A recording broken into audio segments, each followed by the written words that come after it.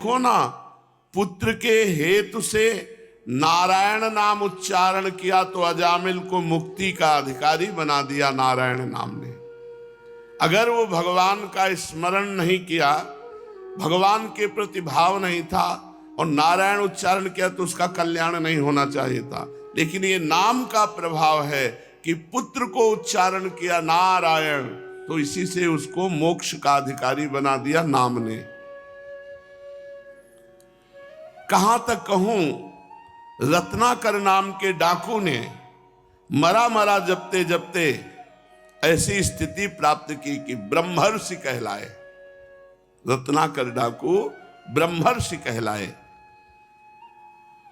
वैष्णव चिंतामणि में लिखा हुआ है, पापनाशक सर्वसाध्य, कठोर परिश्रम की साधना से भी जो प्राप्त नहीं होता, उस सहज में नाम जप से प्राप्त हो जाता है। बड़ी बड़ी कठोर साधनाओं से जो फल नहीं मिलता, वो नाम जप से मिल जाता है। लेकिन नाम जप में विश्वास नहीं होता। अगर विश्वास हो जाए तो आपको कुछ करने की जरूरत नहीं है। लोक परलोक के सारे सुख अपना कर्तव्य कर्म करते हुए नाम जप कर रहे हो, सब हो गया। अन्य कोई साधना की जरूरत नहीं है। आप जो भी किसानी व्यापार नौकरी करते हो, उसको करते हुए नाम जप कर रहे तो लोक परलोक में सब जगह सुखी रहोगे। बड़े बड़े यज्ञानुष्ठान, बड़ी बड़ी ध्यान धारणा, बड़ी बड़ी पूजा पाठ अर्चन से जो लाभ नहीं मिलता, वो केवल नाम जप से मिल जाता है।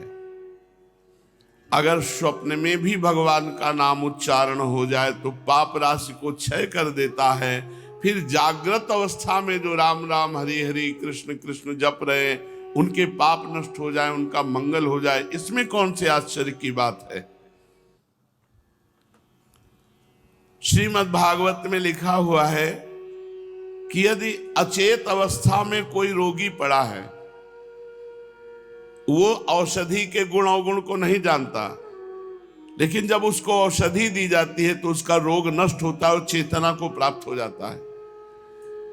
ऐसे ही बिल्कुल मूर्ख है, कोई श्रद्धा विश्वास ज्ञान नहीं है, पर वो रामकृष्ण हरि राधा राधा नाम रटने लगा तो वो उसके अंदर ज्ञान की चेतना प्रकट कर देगा। ऐसे संतों के दर्शन किए जो ककाहरा नहीं पढ़े और जो बोलते हैं वो सब शास्त्र की बातें उनके मुख से निकलती, क्योंकि वो नाम जप करते हैं।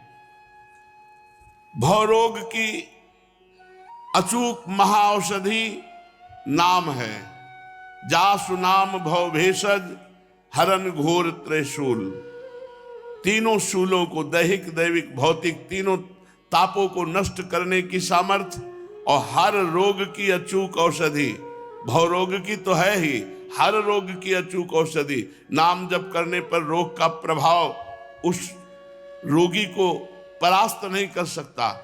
हम मानते हैं प्रारब्ध अनुसार रोग आएगा, लेकिन वो उसे परास्त नहीं कर सकता। और आवागमन की छुटकारा के लिए तो नाम अमोघ औषधि है। प्रसंग वशात यदि नाम निकल जाए, कानों से नाम सुनाई दे जाए, तो उसके हृदय में भक्ति प्रकट हो जाए, उसके सारे पाप नष्ट हो जाए। हे दयानिधि, हे करुणानिधि गुरुदेव, आपके मुख से नाम महिमा सुनकर तो मैं ऐसे धन्य हो गया जैसे गंगा स्नान करके। श्रीमद् भागवत महापुराण।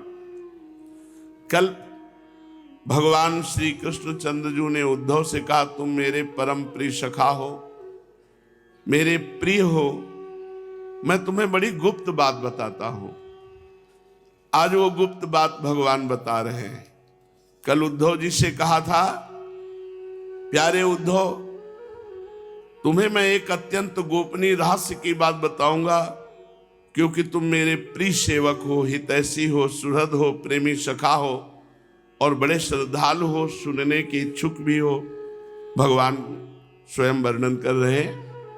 न रोधयति माम योगो न सांख्यम धर्म एवच न स्वाध्यायस्तपस्त्यागो नेष्टापूर्तम न दक्षिणा व्रतानि यज्ञ छंदांसि तीर्थानि नियमायमाः यथा वरुन्धेत् सत्संगः सर्वसंगापहो हिमाम।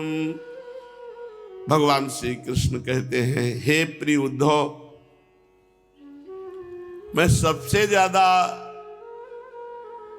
उससे प्रसन्न होता हूं, उसके अधीन हो जाता हूं जो रोज सत्संग सुनता है। जगत में जितनी आसक्तियां हैं उन्हें सत्संग नष्ट कर देता है। यही कारण है कि ना मैं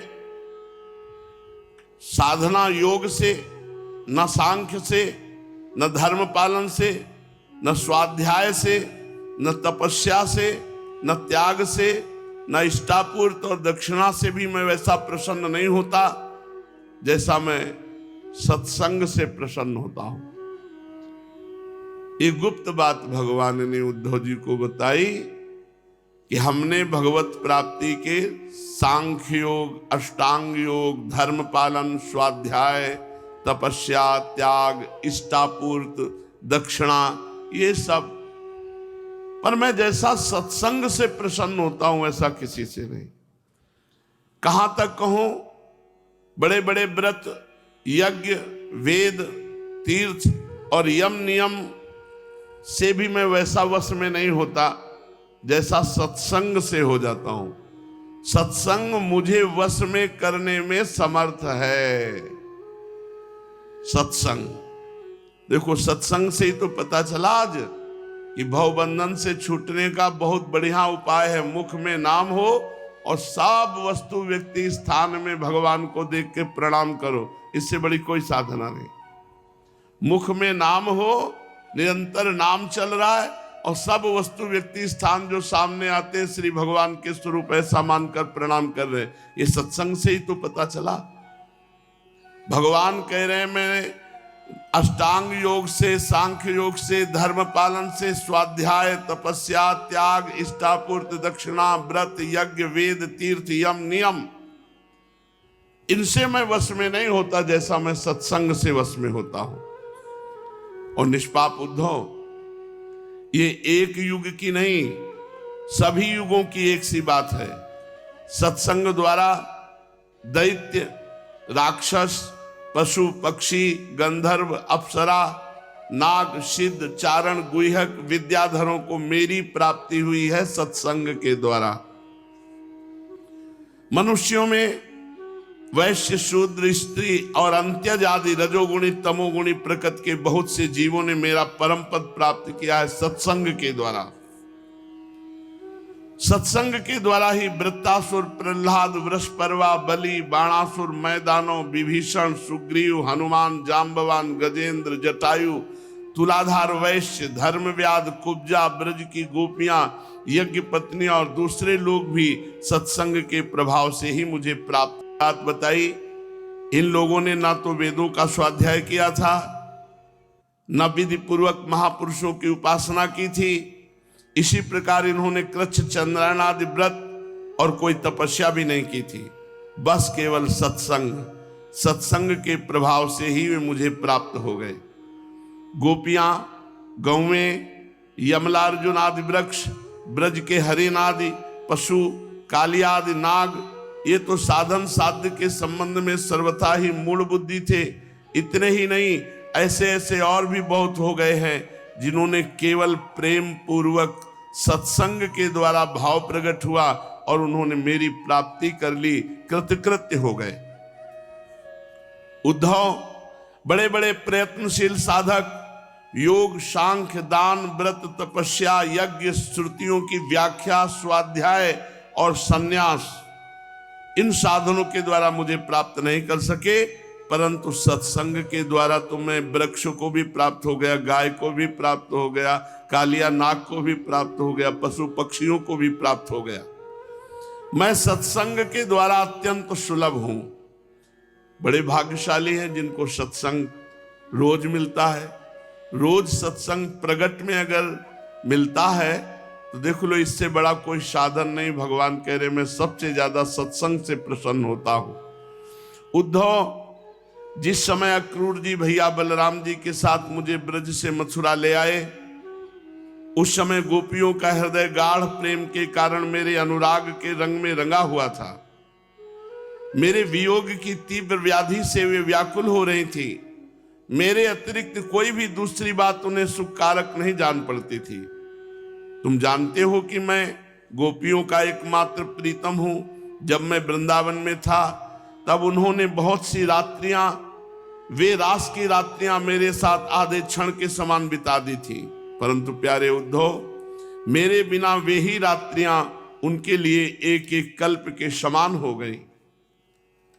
जैसे बड़े बड़े ऋषि मुनि समाधि में स्थित होकर तथा गंगा आदि बड़ी बड़ी नदियां समुद्र में मिलकर अपने नाम रूप को खो देती हैं, वैसे ही वे गोपियां परम प्रेम के द्वारा मुझ में इतनी तन्मय हो गई थी कि उन्हें लोक परलोक, शरीर और अपने कहलाने वाले पति पुत्र आदि की भी शुद्ध बुद्ध नहीं रह गई थी।